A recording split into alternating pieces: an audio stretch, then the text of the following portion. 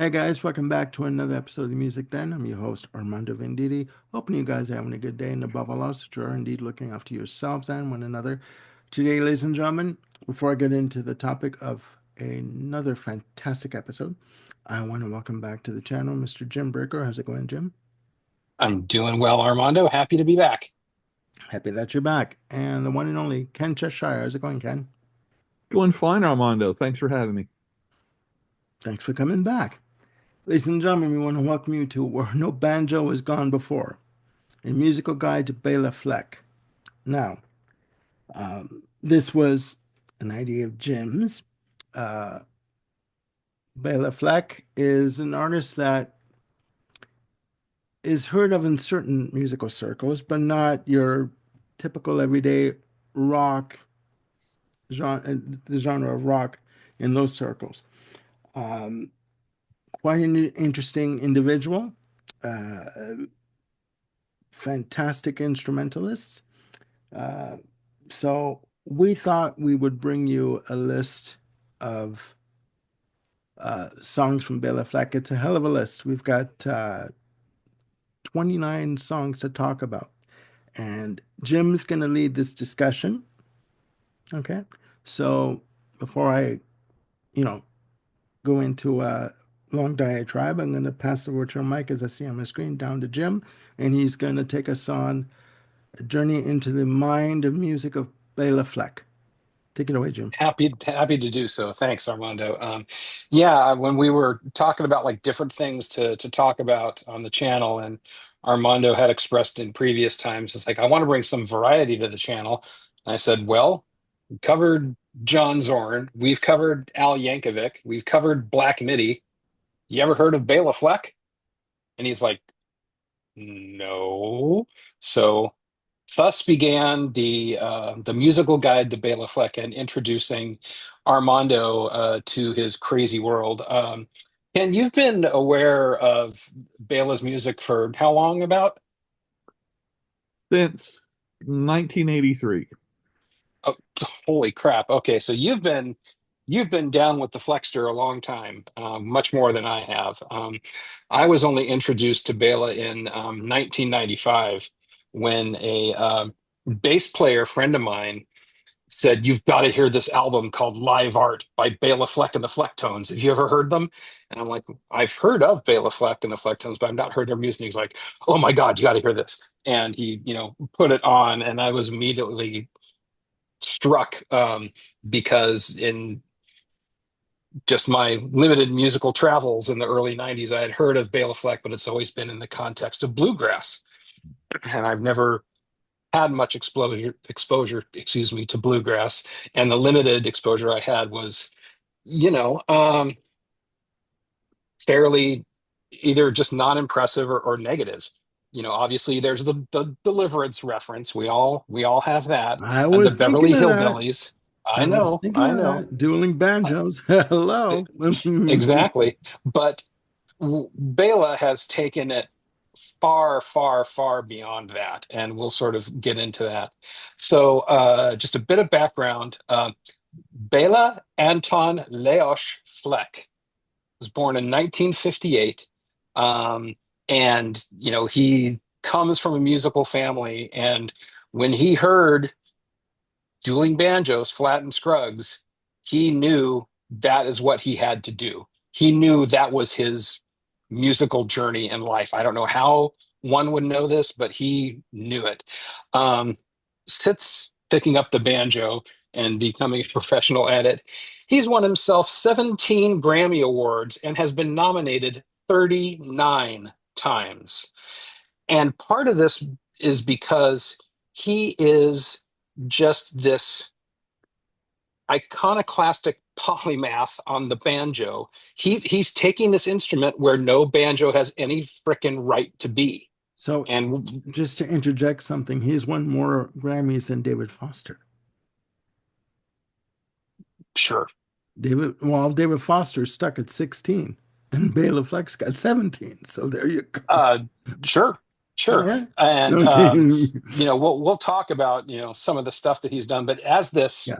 Yeah. Sorry. polymath, there's barely any genre that he hasn't touched. Mhm. Um, um, he One of the early albums that I'd recommend is one called Drive, which was from 1988. It's on Rounder Records, and it's pretty much like a traditional bluegrass album with a lot of the all stars in the field at that time, and it's just really, really good. And it's a good place to start for people who want kind of an introduction to bluegrass, but have it be somewhat approachable.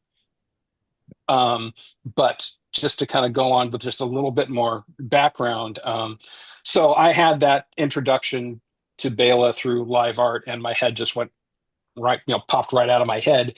I've had the opportunity to see Bela, I'll say three and a half times. Once with the Flecktones in 2002, I'm thinking the same just the thing, four Ken. piece. What's that? Well, when you said three and a half times, Ken and I both went, I'll, what? Okay. I'll get to the half.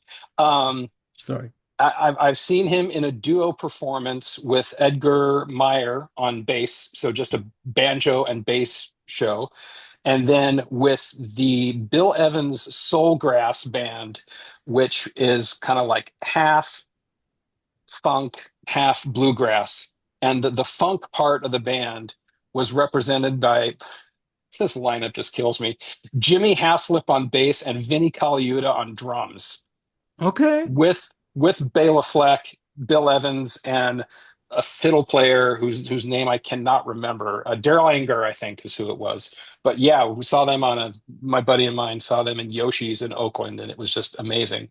The half time that I've seen Bela Fleck is when they came through Santa Cruz, and this was like right around Thanksgiving, and I couldn't get tickets to the show, but me and my kids had spent a lot of time watching the Live at the Quick DVD by the Flecktones, and the kids were just like delighted and thought this was just some of the coolest stuff ever. And I thought, wouldn't it be fun if we can't go to the show, maybe we can get the chance to go in early and like check out a sound check or something, because Bela and the management have posted on social media at the time. And it's like, yeah, we love having kids come down and check out and see what's going on with the instruments and whatnot and learn a few things. And that's what we did. I took my two sons and a friend of theirs. We drove over the hill to Santa Cruz, and kind of got there early, ended up hanging outside of the Safeway that's next to the concert hall, and who wanders up but the Bela and Jeff Coffin to kind of get some stuff for the bus. And so we talked to them and said, hey, we're gonna come and check out the sound check in a while. And they're like, oh, great. And they came, talked with us for a few minutes and got a picture of Bela and Jeff with the kids outside the Safeway in Santa Cruz. Okay. Um, And and went into the sound check, and they were just, wonderful, to talk with us. Jeff let my older son play his sax and learn proper embouchure uh, to figure out how to get that reed honking the right way. So that was a lot of fun. Got to hear him play Chick Corea's Spain as just a warm-up tune, and it was just a really, really fun time. So yeah, that is my half experience of seeing Bela. I am going at the end of March to go see Bela in a trio setting with, this lineup just cracks me up, with Antonio Sanchez from Pat Metheny's group yeah, on drums yeah. and Edmar Castañeda on harp, banjo, harp, and drums. Sounds like a I rocking time. Why not? It's gonna be a rocking time. Um, so, and just to give you a little bit more flavor about the paths that Bela travels, the DVD that I mentioned before, the songs that they have on there, not only is it standard Flecktone stuff, but they're doing like a Louis Armstrong cover. They're doing a song from Aaron Copland. They've got steel drums, tabla, and Tuvan throat singing that goes along with the show. I mean, there's just no path that they don't go down. It's really Eclecticism is the key. fearless. Yes, eclectic, fearless. So that's what we're going to get into. The tunes that I selected, they kind of fall into five different groups. And the idea was to provide kind of a pretty broad swath of what Bela is and his band are capable of. It's broad, Just all right. because, excuse me, It's broad, all right. it It's is it's broad. it's quite an eclectic list, yeah.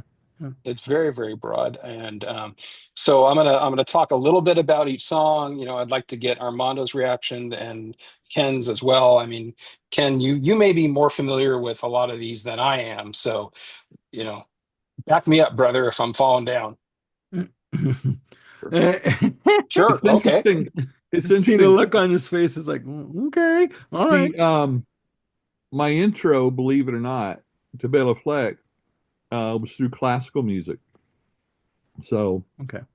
yeah, I mean, freshman in college, music history.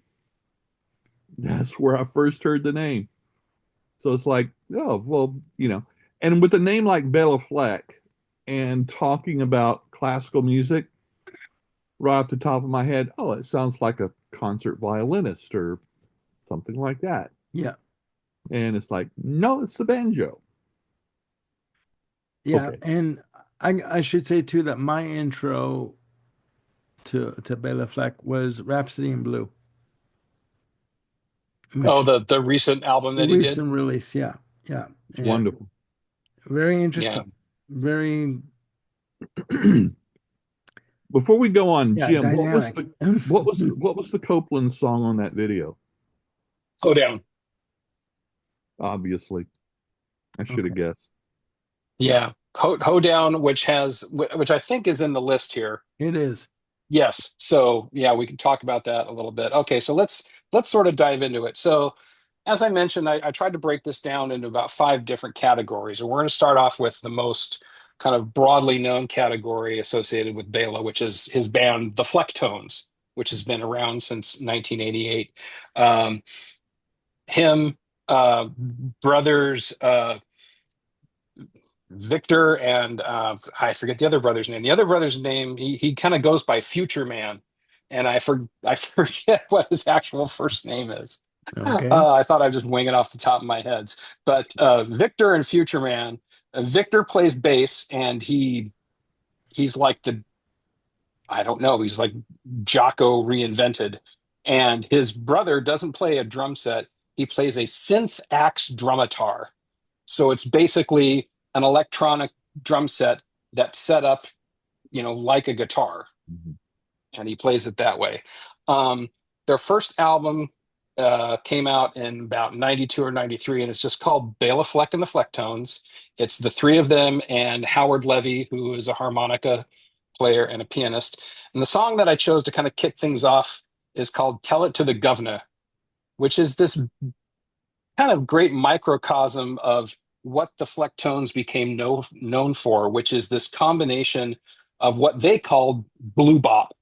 It's like bluegrass and bebop Combined. munged together. Yeah. And it's this just ongoing, continually engaging and challenging, creative and inventive piece of music that it's not bluegrass and it's not jazz, but yet it's this wholly wonderful melding of the two, Yeah. which could only be possible if you've got people with this crazy virtuosity.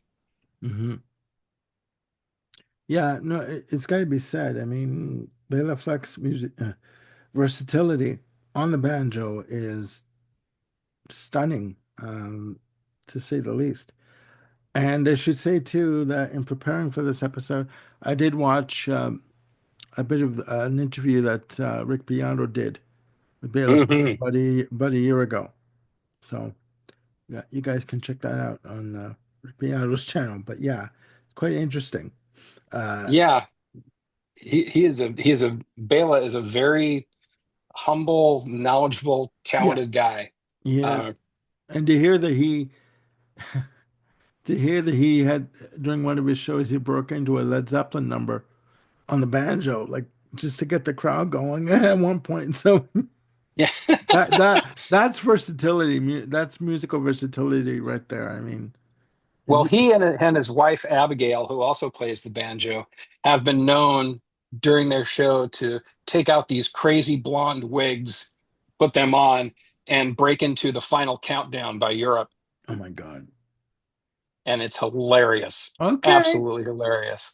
But that's something everyone can check out on their own. Yeah, yeah. Um, the next tune I picked out was from the second Flecktones album called UFO Tofu, and it's a palindrome. The tune is called Magic Fingers, and something that's a little less demanding than the first track. It's a little bit more mellow, but it's still got some amazing grooves on here. Yeah. Victor Wooten on bass he just has these runs that are just Right. jaw-dropping the way that he approaches things. Like I said, it was a bass player who introduced me to Bela Fleck and the Flecktones because his inroad was Victor Wooten on the Mhm. bass. So um, the next tune kind of goes along those lines, which is from the live album that my friend introduced me to. It's called Live Art. The tune is called Stomping Grounds, and it's that moment where my head exploded. It's Yeah. banjo, mandolin, sax, and bass, all pretty much on lead. No. They're just, and it's just, Smoking. Yeah, it's it just is this, it's a smoking piece of music. And it's like, if that's the thing that told me, holy crap, there is a very thin line if you go down that road between bluegrass and jazz, because these guys are just, it's a jazz form. It's yeah. like, okay, you're going to solo for 4 bars, then you. I mean, it's just amazing. And again, the virtuosity is just stunning.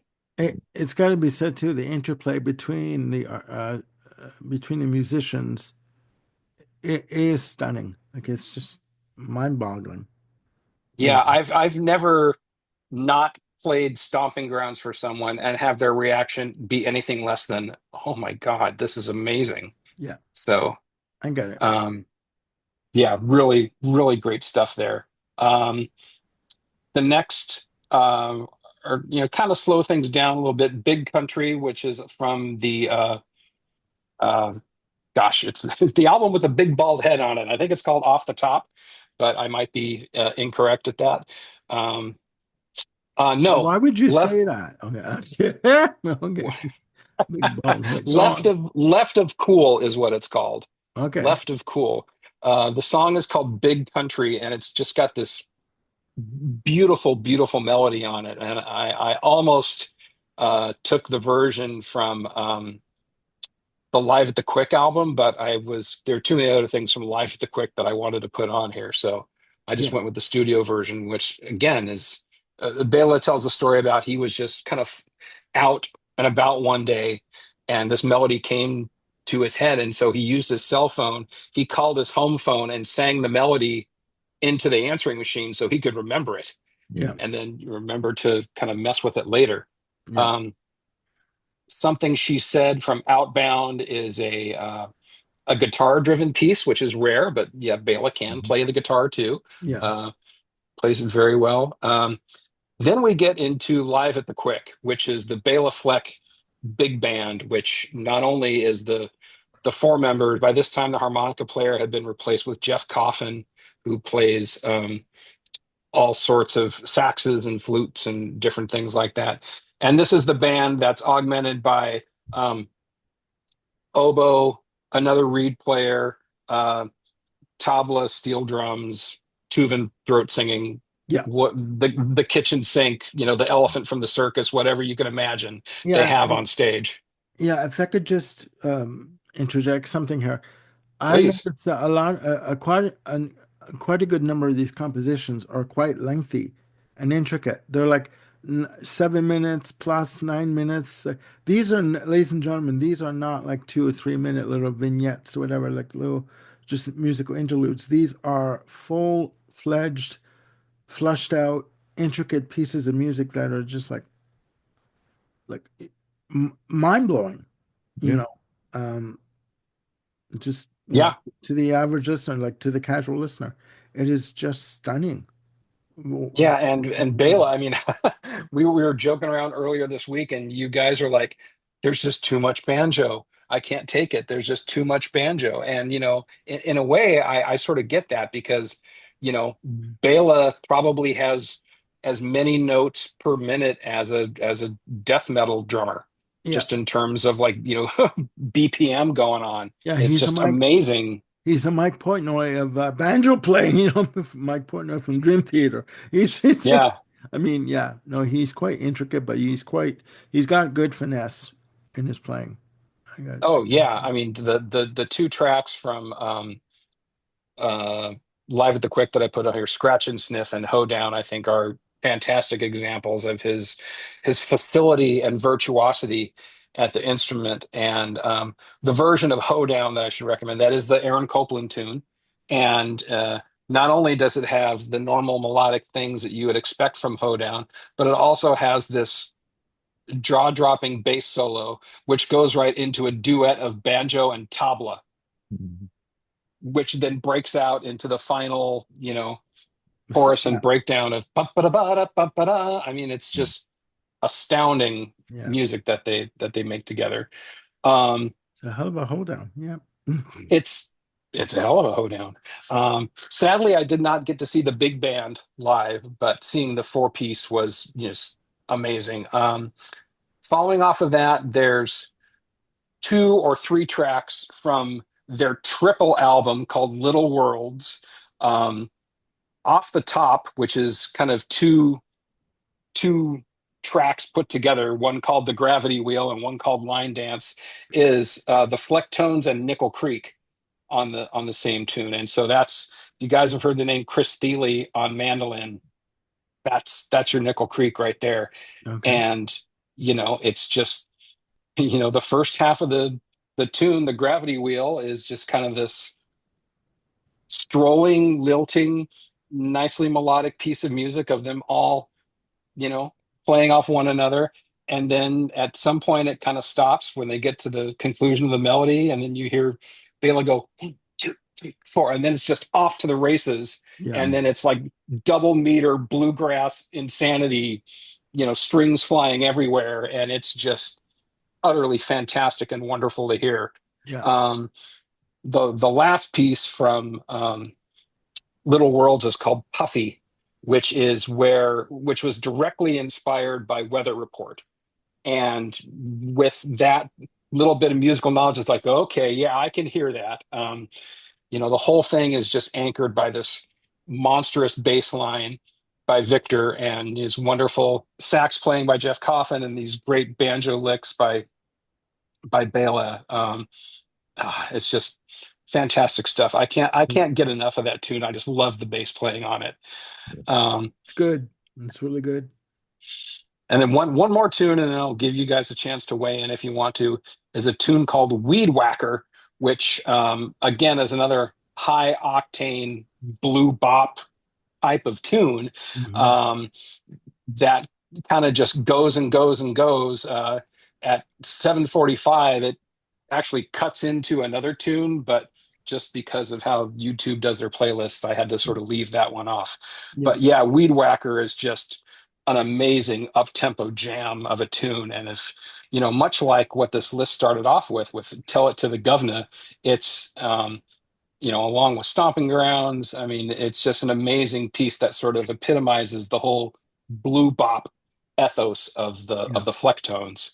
Hmm. Um, so that's the normal world of Bela Fleck when he's not just doing standard bluegrass, is this amalgam of jazz and funk and bluegrass together. So any questions or comments or Not really any questions. I just, again, you guys know that I did a massive listening session of 20 songs in one go the other day. So I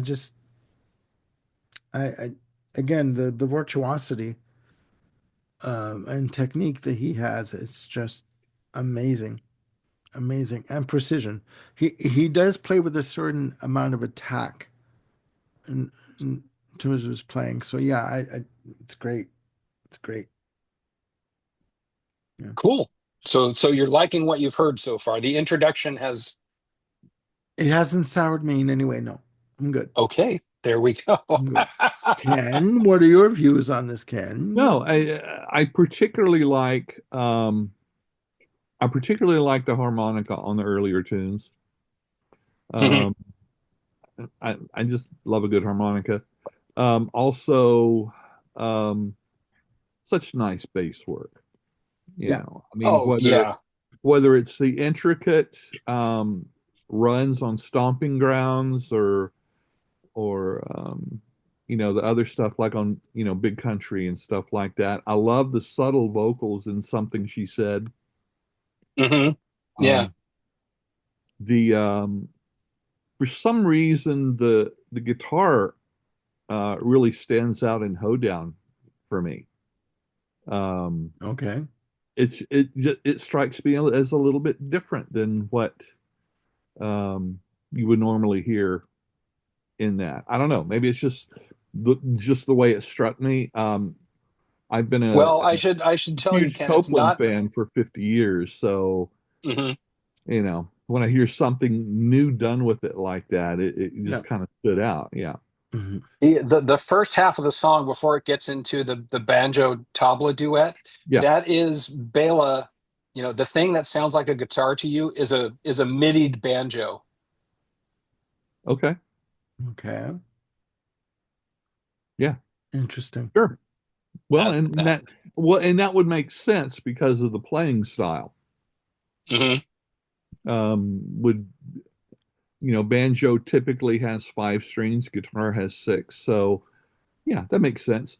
Um, Line dance was just a little too much, a little too Okay. frantic for me. It Um, is pretty frantic. yeah, I just don't go for balls to the wall, everyone go nuts kind of thing. So Hmm. Did you just say um, balls to the wall? yeah, Okay. Just I've I checking. got heard it. one right over there actually. So, Okay. but All the right. Please don't show me your balls. Go ahead. but yeah, I mean, the only thing I'm just not a big saxophone fan. Hmm. So that much sax on the earlier cuts, I kind of was like, let's move on, Well, to after the sax solo or something like that. But that's just me. I will Okay. say that I was surprised at the versatility that he has on the banjo because you would think that with an instrument like the banjo, you would think that there would be limits as to chords, structures, etc. But the only limit that you have is what you place on yourself in terms of this music. So yeah, Yeah, I get it. Right. And I think on that Beato interview that you mentioned earlier, if I recall correctly, Bela talks about, his approach to like the Gershwin music Yeah, was that, this is what I want to play. So I want to find out how I can play that on the banjo. yeah, So he is all about, you know, I want to discover, you know, whole new worlds, yeah, yeah, places where the banjo shouldn't belong. That's, yeah. exactly. I And meant to look it up, but I just forgot. But I suspect he probably does like a lot of guitarists and use some alternate tunings for certain things. that wouldn't surprise me. I wouldn't doubt that. Yeah, I It would wouldn't. make sense based on whatever style of music he's playing. Yeah, But yeah, And I know I he'll don't use know. a capo. Huh? He'll use a capo. Oh, sure. Yeah, that's common Yeah. for banjo. Yeah. Okay. Um, all right, so let's move into section two, and we're going to kind of cover the three tunes here in one go. And this is the African section, and this was basically a project um, that is available in a couple of different ways. He originally released it as an album called "Throw Down Your Heart," yeah. and then there was a second "Throw Down Your Heart," which was available originally as a download only. Um, and then there was a third duet session that he did with Tumani Diabate, and he Easy for you plays. to say. It is. I probably butchered it, and I believe Diabate plays a koto. I may be. I may be wrong on that, but it's Yeah, a koto. Yeah, yeah, okay. Um, these three things are now available in like a four disc set called the Complete Africa Sessions, which also includes the film that Bela did. That was kind of about his exploration to Africa to discover kind of the roots of the banjo and also to just play with some of the fantastic musicians who are, down in Africa. So yeah. I highly recommend the four disc set. The film Throw Down Your Heart is amazing. Um, Mostly because you get to see up close and personal the jaw-dropping versatility that he brings to things. But also, I mean, this sounds kind of hackneyed, but this international language of music that, you don't understand a word of each other verbally, but Yeah. when someone sits down and he's doing a rhythm on some two-stringed African guitar, it looks like it's put together on a wash basin, and then you put Bela next to him with a banjo, they're just immediately finding the groove and then just Going for it. improvising and Yeah, making music together. It's absolutely beautiful. The tune Old Joe Jada that I put on here is kind of an example of that, of Bela sitting down with some, you know, looks like an old timer in Africa, and they're sitting down on a porch and just going for it. yeah. I mean, this is like some high octane African bluegrass going on in this tune. It's just absolutely astounding. Mhm. The tune Throw Down Your Heart is an amazing melody on its own, much like a big country that I talked about earlier. And then the tune with Tumani is just sort of representative of the different color that they made together when they played live on their limited tours. Yeah, Um, the album, the Ripple Effect album that they're on, has a version of dueling banjos on it, which is teased to the audience by Bela saying like this is an old, African standard that Tumani taught me and has yeah. rarely played outside of the confines of the country. And they're Mhm. just improvising and whirling their way until eventually you hear one of them play something that sounds like, dun dun dun dun dun dun dun Yeah, the dun. the opening, yeah, the intro, yeah. And then the place goes nuts and starts laughing, and then they just take off running, and it's just wonderful. Anyway, the African Sessions four disc set, it's still available as far as I know, worth every penny. Just a wonderful set to Yeah, really get deeper into world music or just what Fleck is doing on his own. So, yeah. uh, comments there, guys, on the African portion of our journey. Uh, Well, very, very unique, you know. Yeah. yeah, unique could be the word I would use to describe it. Definitely. You got to remember Yeah, too, for me, this is like sonic overload, in terms of sure. like the type of music that this is. So yeah, no, fantastic though. Fantastic all the way around. Yeah. Very interesting. Yeah, I mean, when you're approaching an artist who you're not familiar with, they seem to be, laughing off any genre that you could point at them, and they are the, uh, Mike Portnoy of banjo. It's just like, Yeah, how do I stand up against such an onslaught? yeah, It's really one of those things where the doctor recommends you take, two or three of these daily, not 20, yeah, yeah, exactly. to Exactly. the uninitiated. No, Um, Okay, so the classical section of this playlist again only has three tunes on it. Um, the first one is kind of a bluegrass version of a Paganini tune called Moto Perpetuo. This is from an album called Perpetual Motion, which is basically Bela's classical album, where he is playing with all kinds of different people. Edgar Meyer, the producer, percussionist Evelyn Glennie, John Williams. I John believe Williams. that the classical guitar player, not the conductor. Okay, okay, sorry. Okay, Yeah. sorry. Um, I believe Chris Thile is on here. Brian Sutton. Um, is the guy who's playing guitar with Bela on this bluegrass version of the Scarlatti tune, Yeah. or excuse me, Paganini, and it is just kind of jaw dropping. There's another version on this album that's kind of more standard, Paganini arrangement, but Mhm. again, Banjo's got no freaking business playing this music, and yet Bela owns it. It works. Yeah, yeah. Yeah. There's a duet here from the final album from Chick Corea and Bela Fleck, which is a couple of Scarlatti sonatas Mhm. playing together, which again just kind of shows the versatility of these two guys, because they've had been playing together over, a period of about 10, 12 years doing different duet shows. And again, nothing was off limits. If Yeah. they want to do a little section of classical, fine, let's learn it and do it.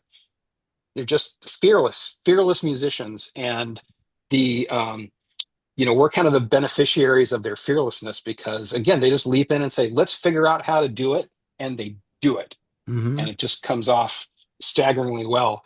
Yeah. And speaking of staggeringly well, that leads into the Rhapsody in Bluegrass, which is the Yeah. bluegrass arrangement of Gershwin's Rhapsody in Blue. Yeah. Mhm. And it's pretty damn great. I love this arrangement so much. It's just so fun because all the elements are there. Everything that makes Gershwin's composition so great, just without the orchestra and without the piano in the lead. Yeah. And the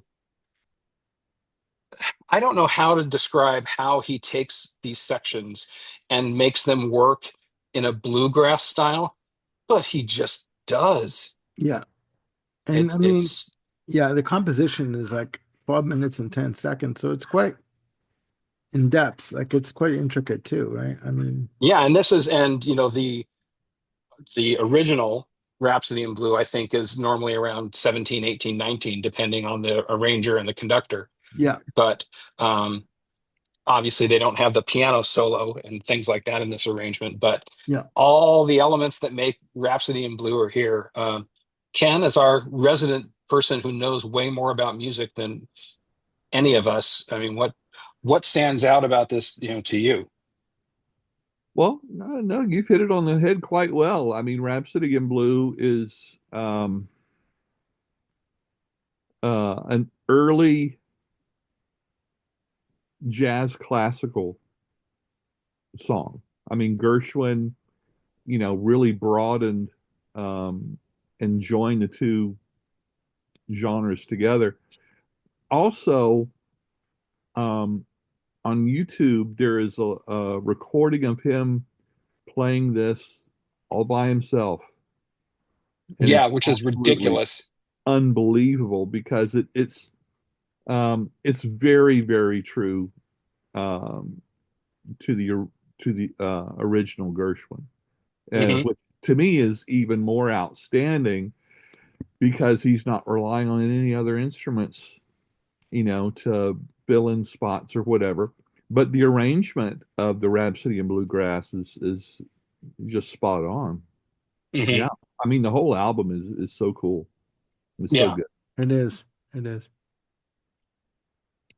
absolutely. Okay. Um, Continuing on, shall we, Armando? Sure. Continue. Okay. The All right. floor is yours.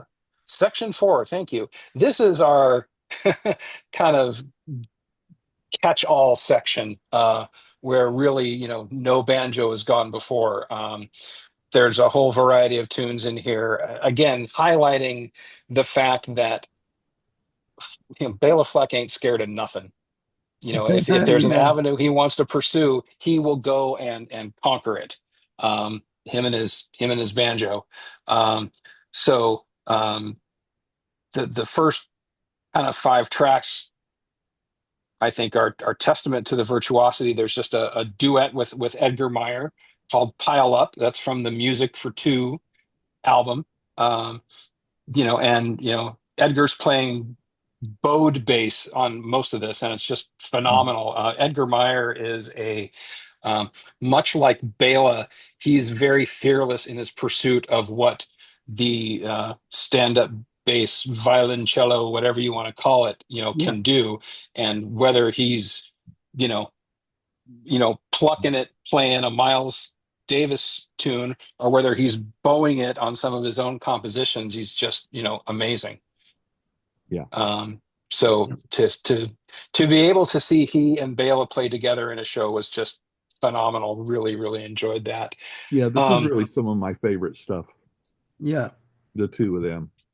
yeah, Particularly good for me. Yeah.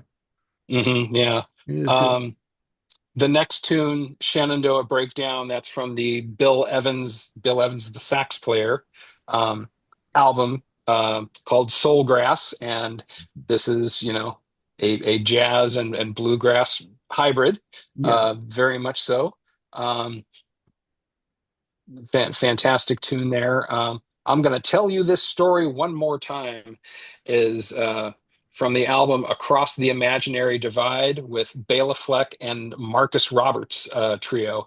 A very jazz drenched bluesy album. So again, to hear Bela really stretch out in that context and do stuff that's just not bluegrassy at all, but it's really just drenched in all facets of jazz and blues. It's just really, really well done.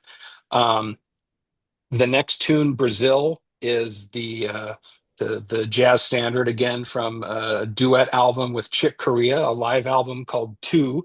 Yeah. Again, it's just another. It's just unbelievable what those two were able to do together. They had just a way of playing off one another and playing with one another that just made some just absolutely stunning music. And you would think, just to interject something, you would think that the combination of Chick Corea and Bela Fleck wouldn't necessarily work, but it does. Like it just Well, beautifully, Chick personally. Corea was a very generous musician Mm. in playing with other musicians. Yeah, and I think Very, I mean, he didn't mind, um, to a great extent, as good as he was on Shining, he was also very generous as far as taking the second seat while someone else was shining and support them yeah, wholeheartedly. yeah, and So also Yeah. I hadn't heard this.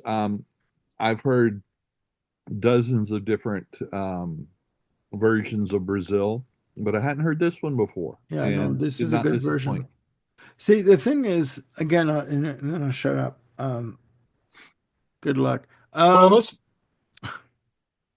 Just kidding. Okay. Good Good night, night, folks. everyone. Yes, I won't be seeing you anymore. yeah, Jim Bricker is no longer on this night. No. Um, Narrator. Jim the met in a bizarre gardening accident. exactly, exactly. No, I was just gonna say you have artists uh like Chick Corea uh and like Stanley Clark and I'm discovering with Bela Fleck. The rules are there are no rules. Yep. You know, as long as you like you love what you're doing musically, you go for it, and that's what makes it exciting. I mean, for me anyway, as a music listener, as an amateur listener, I'm not musically inclined by any stretch of the imagination, but it's keeps you on your toes. Oh, I'm right with you, Armando. I mean, I can't make sense of how any of this is accomplished Yeah, on an instrument, but I'm just in awe of what is able to be produced by not only the individual and their facility on the instrument, but how they're able to work together yeah. to bring the stuff across. It's just No, it's true. It's true. it's staggering. Which leads Yeah. me to the next tune, Shall we if I can. continue? Yeah. Yes, let's continue. So the next tune is from an album called the Telluride Sessions, and this is from basically the I don't know how many bluegrass supergroups there are, but this is the most superest of them. Strength in Numbers, their only album, and it is Bela Fleck on banjo, Mark O'Connor on violin and guitar, Sam Bush on mandolin, Jerry Douglas on dobro, and Edgar Meyer on bass. And this album is veers about as far as from bluegrass as you can get while still be in the category of bluegrass. And the Okay. tune that I selected here called Locks of Dread is very much of that, because not only do you have, I mean, you've got like three non-complementary music styles going with one another. You've got bluegrass, you've got uh, S- Scottish music, and reggae, Yeah. all happening in this one tune. And it's just astounding. This whole album is just a jaw dropper for, again, trying to understand that line between bluegrass and jazz can be as gossamer thin as you can imagine. Okay, forgive me. Um, The name of the album again is, sorry? is the Telluride Sessions. The So based out Telluride of, Sessions. because of the Telluride Bluegrass Festival in Colorado, Okay, yeah. and the band is called Strength in Numbers. Okay. Um, and there's a version of Locks of Dread that is also on the Flecktones live art album, the one that first made me go. Yeah. I Yeah. mean, and it is even more astounding because then you get to add, penny whistle and like bass bassoon and all kinds of crazy instruments that just really draw out what they were trying to do with this amalgam of musical styles together. Yeah. Um, Continuing with the Where No Banjo Has Gone Before um, section here, Hmm. four tunes that I'll just cover very quickly. Um, Bela, a couple of years ago, released a double album called My Bluegrass Heart, which was kind of his return and embrace to the genre Yeah. without, tarting it up in any way, shape, or form. And it's Hmm. a beautiful album of you know, super sessions between people of the old guard in bluegrass and the new guard as well. Yeah. And it is just a wonderful creative session that is just outstanding. Not only do you get many of the characters from the Strength and Numbers band in there, but you also get a lot of the newer folks like the Chris Thile, Molly Tuttle, Sierra Hull. Folks like that. It's just a fantastic album, highly recommended. The tune "Hug Point," I think, it's a Yeah. really beautiful melody, I and like again, that one. Yeah. Yeah. another great example of what's going on this album. Um, "Keys to the Kingdom" from the Sparrow Quartet EP is an old hymn that's got another superstar bluegrass pedigree to it. Abigail Washburn, who was the named leader, is actually now Bela's wife, and she and Bela are playing banjo. Abigail Washburn is an interesting musician because a lot of her leanings towards banjo have Yeah. a very Chinese feel to it. So she's kind of taking that, a lot of her inspiration for banjo playing from how stringed instruments are played in, like, China and Japan. Yeah. So it's a very interesting counterpoint. And there's two albums that duet albums that Bela and Abigail have done together, and they're worth checking out as well. Um, Last two, Tales from the Acoustic Planet, which I think was 1999, up and running, another great, Yeah. bluegrass funk tune that's primarily acoustic, as the title of the album would have you know. Yeah. And then lastly, a tune called Sliding Down from an album called Uncommon Ritual, in which Edgar Meyer is the headliner, but Bela Fleck and Mike Marshall are on it as well. Yeah. Um, so Edgar on bass, Bela on banjo, Mike Marshall on mandolin and guitar and other stringed instruments. Yeah. I think Sliding Down is just an absolutely gorgeous kind of neoclassical tune. Yeah. It's not over 5 minutes in length, but it's just got this wonderful rise and fall and this bridge that's just, it sounds gospely to me. Yeah. It's just, oh, it's an amazing piece of music. Yeah. It Help me out clocks here, in at, guys. I've been talking for a while. no, it's fine. It's fine. It clocks in at 4 minutes and 41 seconds. So yeah.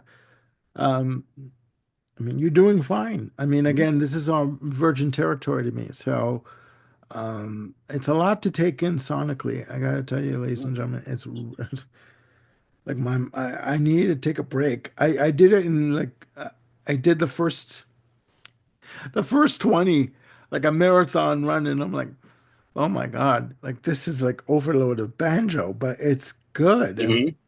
so I had to take a break for a day, go back and finish it the next day. So Sure, yeah. sure. Yeah. Ken, anything to say on this as we get toward the end? Uh, your your breakdown is quite accurate as far as I'm concerned. You're killing Is it it. Foggy Mountain? Yeah. Better be. Okay. Okay. Yeah, so the other thing that I was thinking about relating to Bela Fleck is that I bet you that there's a lot of bias that people have about banjo because they associate it with, um, Deliverance and the Beverly Hillbillies and, things like that. And it's only when it gets in the hands of someone who can do all that and everything else that you can throw at him where you really start to understand you know, that a banjo is a lot more than just the stereotype of what you kind Yeah. of think. Yeah. Yeah. No, he does some, if this is the right term, musical passages on the banjo that is just like, am I hearing this right? Like, am I hearing this correctly? Yeah, And like he's, oh my God. Yeah. No, it's true. It's true. yeah. I mean, there's like there's like Eddie Van Halen type runs on the banjo Yeah. here that Yeah. are just like, what? Yeah. Can What you the heck finger is tap on this? a banjo? I guess you can, but I mean, it's quite unique. It's quite He unique. absolutely does. Yeah. The It just made me laugh because and remember the one time where I saw the Flecktones, and there was this tune where Bela had a banjo.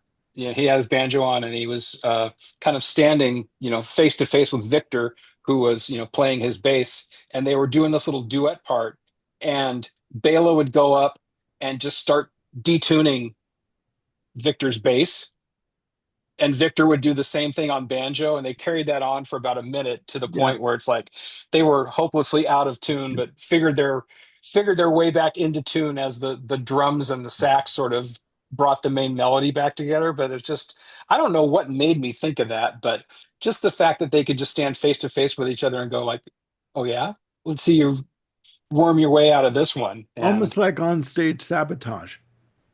yeah, Like, just but playfully done though. I will playfully say. done. Yeah. Yeah. Yeah, they did that on stage, and then Victor took this like 12-minute bass solo where, you know, things happen with bass which you don't think exist, including um, this his epic version of Amazing Grace. Um, Mm. and then after that tune, he puts the bass down and takes what's basically the largest banjo you've ever seen and strapped it on. And Bela's looking at him funny like the whole time. It's like, stay away from me, man. Yeah. Yeah. But that Very makes for scary. good. That makes for a good experience, like good showmanship too. You know. Oh, the Flecktones put on an amazing show, and the live at the Quick DVD, which I've mentioned a couple times, I believe it's out of print, but again, Discogs, eBay, find it eBay. places like that. It's well worth it. Um, Yeah. Flecktones Live is where it's at. And there's a white box that's sitting in Armando's stash of stuff somewhere that has two Flecktones live albums in there. Um, so if you're ready to ever face the banjo again, Ladies and gentlemen, the CDs are sitting on my dining room table as we speak, and they're out of reach. I can't reach them. Someone who will remain nameless put them out of reach, but I'll get to them. I will. okay, I will. I'll get to them. I thought And you a lot said of you the were using them albums, as coasters. Yeah. No, no, no, no, yeah, no, no, no, no, no, no. He'll get bitch slapped if he does that. But anyways, that's potty another training the issue. dogs, maybe. I don't That's know. I don't right. Yeah, know. Yeah. exactly, exactly. No, no, no, no. All right, So we the got last group here we got three is more. we got three more. This is the Banjo and Curry group, which is basically where Bela is exploring the, I don't know if there can be an Indian roots of the banjo somewhere, but again, being the polymath that he is, he's like, yeah, sure, let's combine Indian music with banjo and see where it goes. And Yeah. it goes beautiful places, frankly. Hmm. Um, Hmm. the Melody of Rhythm is a trio album with Bela, Edgar Meyer, and the late Zakir Hussain on tabla. And it's also, not only does it have a short piece like Out of the Blue, um, and I think there's three or four pieces that are like that, but there's also an extended orchestral piece as well. So not only are they just, have to mess around with, bass and banjo and tabla, but they have to throw an orchestra in there too to see what Just kind of music can be made. yeah, So just for kicks, just just for for kicks. kicks, That's right. For just shits, because they can. for shits and Um, giggles. I mean, exactly. yeah, yeah, yeah, yeah. The next album in the Curry section here is called As We Speak, and it's the same grouping plus Rakesh Chaurasia on a Indian flute, which is called a bansuri. And I Mhm. probably butchered his last name and the name of the instrument itself, and I apologize for that. I've heard of that before. That Okay. instrument, yeah. Then This is called the B tune, probably because it's in the key of B. Um, and it's, again, musical boundaries shattered. Bluegrass, jazz, classical, Indian. Yep. it's Let's there. just make a big freaking, Yeah. you know, serve pot of it and serve it up for a meal. And it's just astounding. Um, the last tune is called The Dancing Girl. And this is from a rare album called Tabula Rasa, which is a combination of Bela and banjo, Ji Bing Chen on a Chinese guitar type of thing, and then VM Bhatt, who is playing uh, a Hindustani, or sorry, that's the style of what it is, a Hindustani. He's playing a very Indian type of guitar. So just by the looks of the album cover, it looks like a standard guitar, but it's probably got, a tuning that's very particular to Indian music. Yeah. Yeah. Um, and again, it's one of these things where what am I listening to? Yeah. Is it Chinese? Is it Indian? Is it bluegrass? Yep. And All of again, it. this is all because Fleck is just absolutely fearless in his pursuit of trying to make whatever music that's possible with the banjo. I joked earlier about, he and his wife Abigail doing, the final countdown by Europe, but Yeah. that's them doing metal Well, in their own particular way. yeah, you see, I tend to think that there are musicians out there, like guitars, for example, and that to them, the guitar is literally a part of their body.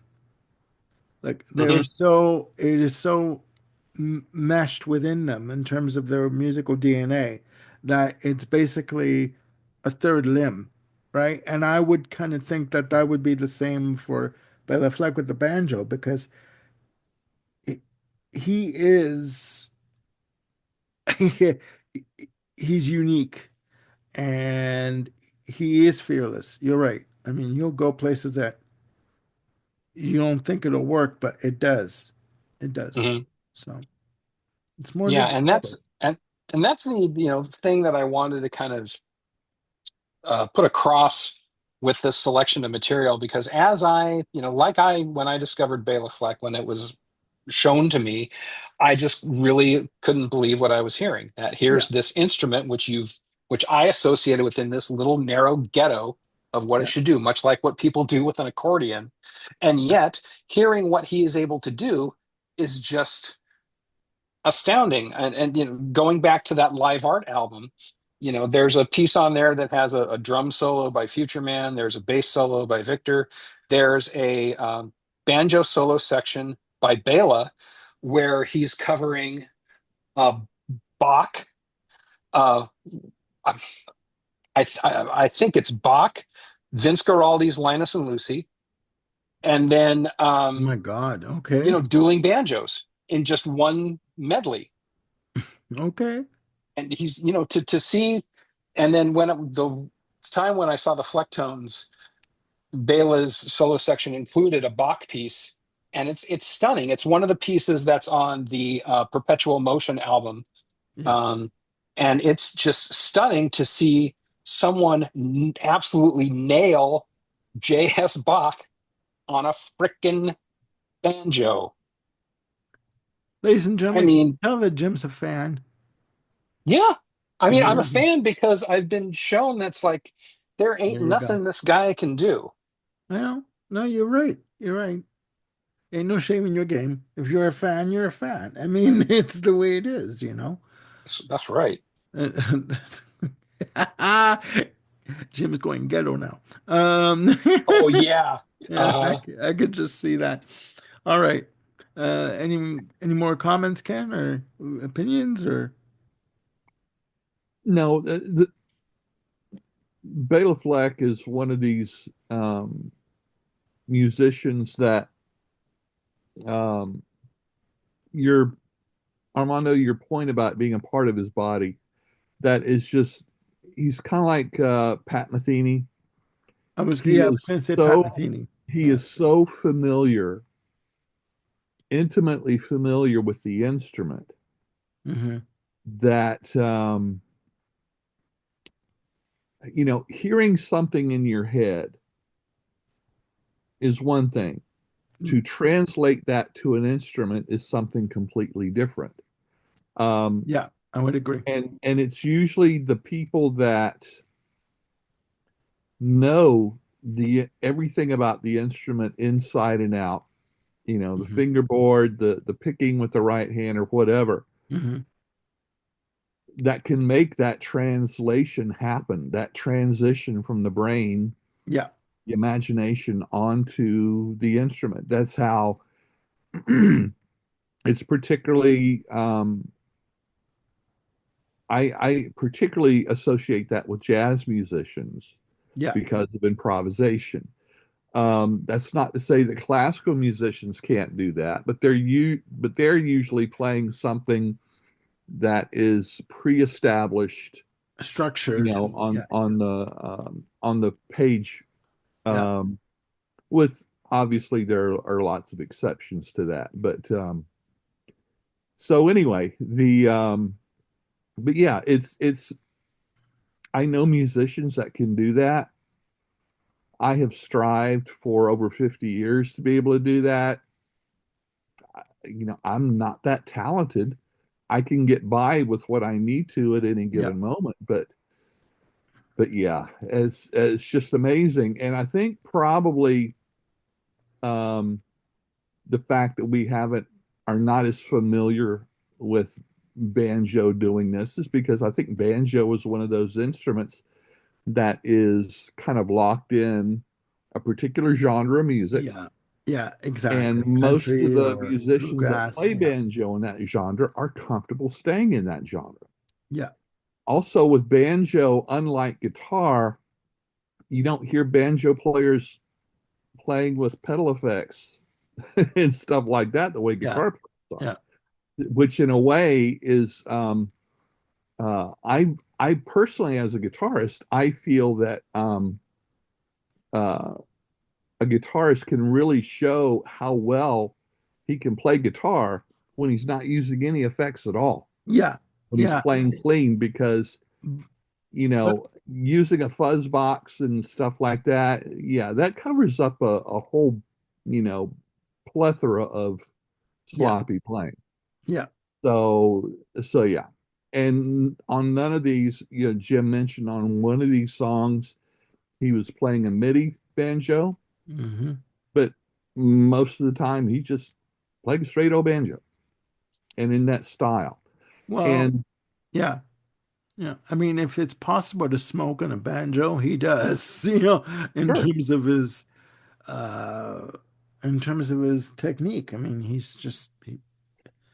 is again, he is unique, and he's um it opened my eyes a little, like, to you know, I was one that said, it's a lot of banjo, but I mean, having said that, there's different levels, different colors Hmm. on the palette that he Hmm. uses. To use a painter's term. But it works. You don't Sure, think it does, but it does work. So sure. Yeah, I mean, on paper, these groupings, and apologies for disappearing for a moment. Um, it's okay. We on carried on paper, without you. you guys did great. I heard the whole thing. Uh, Oh, thank you. uh, on paper, these things just should not work. But Yeah, again, because of the hands who are using this instrument, it just comes across pretty darn flawlessly. yeah. um the two other projects that I want to mention that he was involved in, um he has a duet album with one of the guys who was his primary teacher, and his name is Tony Trishka. That duet album has a version of the two of them doing a duet on Metheny's tune "Ale." Um, one of the few, it might be the only crossover that there is between Metheny and Bela at this point. Okay. Um, What's it but called? it's Sorry. uh, the gentleman's name is Tony Trishka, and I forget what the name of the album is. I was Okay. furiously trying to look it up, but I'll look it up. I did include a link in our chat, Armando, to Bela's discography, which should have all 77 or so albums on there, if not more. Ladies and So, gentlemen, we're going to be ranking the albums of Bela Fleck. No, no, we're not. No, yes, sorry. bring it Yeah. on. Um, Give me the the coffee. other, Okay. yeah, exactly. So the other album to mention is that I don't know if folks out there are familiar with the Rabbit Ears imprint. I'm going to wait to see if Ken remembers. Okay, I Yeah, I Rabbit got thought about that. Ears. Yeah. Rabbit Ears was the children's music imprint of Windham Hill. You And what they did was that they would pair a musician with someone reading a story, Okay. and it would produce amazing results. Like I think one of the ones is Jack Nicholson reading Rudyard Kipling's Just So stories with Bobby McFerrin doing the music. Okay. Um, Okay. Okay. I think there's a Hans Christian. There's one where I think Meryl Streep is reading uh, a Hans Christian Andersen story with Mark Isham doing the music. But Oh. the one that brings me here into this one is the one that has Bela Fleck and the Flecktones on it, which is them backing up Amy Grant as Amy is reading like the first chapter of Genesis.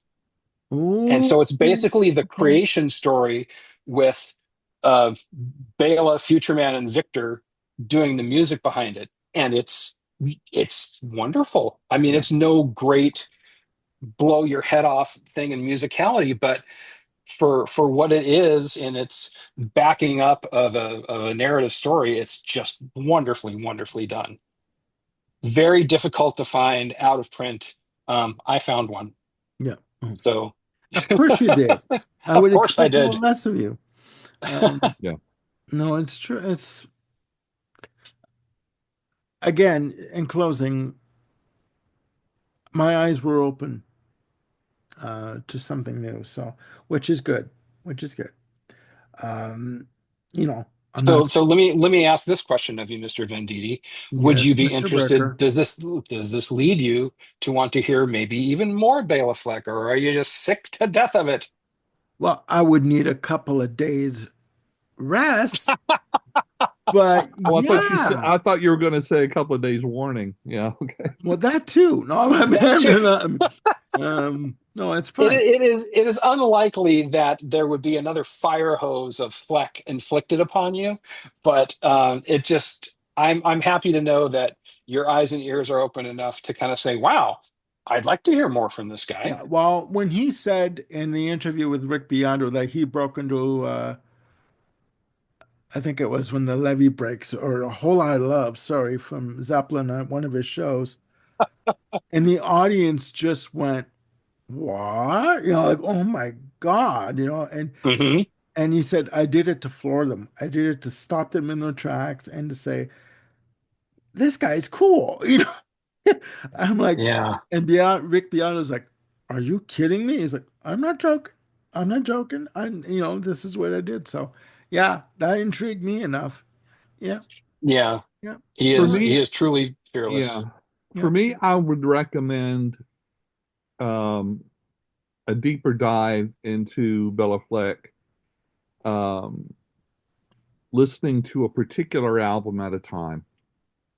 Yes. Um, Yeah. Yeah. like I said, most of them are, um, or a lot of them at least, are within a particular, I don't know, genre, flavor, theme, or whatever. What you call, yeah. Um, and Yeah. so what, um, and so for me, once I get my brain into that mode, um, there's a flow through the albums that Yeah. that I find much more interesting than hopping from one album to another to another. But Okay. a lot of that's me. Hmm. Um, I I know would tend to agree with you, Ken. I would, for instance, in buying albums, um, I find that if I buy a single album, a new album, Mm. I get to know it better than if I bought five albums at once. I would agree. I would Yeah. agree. And Because you're concentrating on one piece of music at a time. Whereas I mean, don't get me wrong, I go on my shopping sprees, heaven for sure, we all do. sweet Jesus.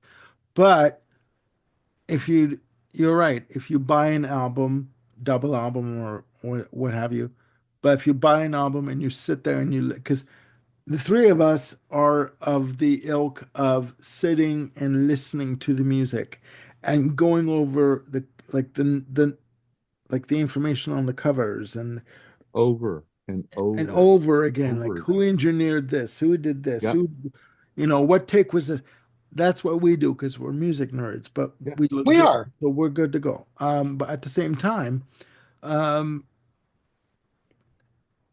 that's what we do. So yeah, no, I completely understand where you're coming from with that. I completely get it. Now, Yeah. So just along those lines, to go back to the playlist, you are going to link the playlist to this video, right? of course I will. Yes. Okay. Well, just making sure. My advice to our listening audience of, you know, five, is if you like, go through the playlist just like a song at a time. And if you like what you hear, then kind of stop, go take a detour and explore that particular album further. Good idea. Can But always come come back to the back, video and because we do good videos. darn right we do. My There mother you go. approves.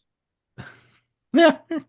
Well, I'm happy for that. I'm happy. Right. Um, no, again, I'm intrigued. I'm interested. Will I dive into all 78 albums?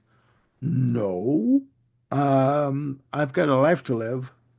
But yeah, no, it's good. I am intrigued. So, I again, also put a link in there for the Bela Fleck discography from Wikipedia. So if people wanted to even go farther afield, it's Yeah. there. okay, okay. No, that's good. No, I'll put that in the description.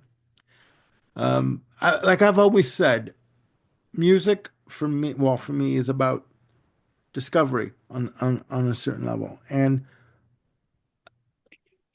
it's a cliche because I've said this before many times, but once you think you know everything there is to know about music, you might as well just hang it up and call it a day and go fishing, you know, uh, Yeah. and just sit in the backyard and whatever with a coffee and just read a book. Music is about exploration for me, and I know it's about that for you both. So I have ne I've never seen you, Jim, so excited about, you know, talking about, you know, an artist. You do it with Matheny, you do it with Bela Fleck. I mean, and it's contagious. So I like that. That's good. That's good. Wait till we do our Steely Dan series. I'll have to be hogtied. I'll get the rope. All right, ladies and gentlemen, there you have it. Where no banjo was gone before. A musical journey to Bela Fleck. Ladies and gentlemen, we enjoy bringing these episodes to you. It's a lot of work, but we do enjoy it. And we hope that maybe, just maybe, you'll discover a new artist that you never knew existed, and some new music that you might enjoy. Now, when you think of banjo, you think, oh, okay, again, Deliverance and other, types of music. But Bela Fleck is the exception to that. So, with the links below, check them out and let us know in the comments what you think of this list or of any of the albums that you might discover from Mr. Fleck. All right. So, And I wouldn't be surprised if listening to Bela Fleck would then take a listener to go check out, say, oh, Victor Wooten, and which would then lead them to go check out, oh, say, Edgar Meyer, which would then lead them to check out, oh, I don't know, the Goat Rodeo yes, albums with. yes, yes. It's all a rich tapestry. Everything entwines with one another. So, all right, ladies and gentlemen, that brings us to the close of Where No Banjo Has Gone Before, a musical guide to Bela Fleck for Ken Cheshire and Mr. Jim Bricker, the man of the hour. I had to say that at least once during an episode. Thank you. I'm Armando Venditti signing off. Please, again, look after yourselves and one another. Click like and subscribe and hit the notification bell to keep yourselves on top of any new content I've got coming up or we've got coming up. Because this has turned into a trio of a channel right now because it's mostly us doing it. But we enjoy bringing these episodes to you. So, and we've got more ideas that we're working on, and we're going to bring them to you as soon as we possibly can. All right. So, again, look after yourselves and one another, and we'll see you soon with another episode on the Music Den. Bye for now.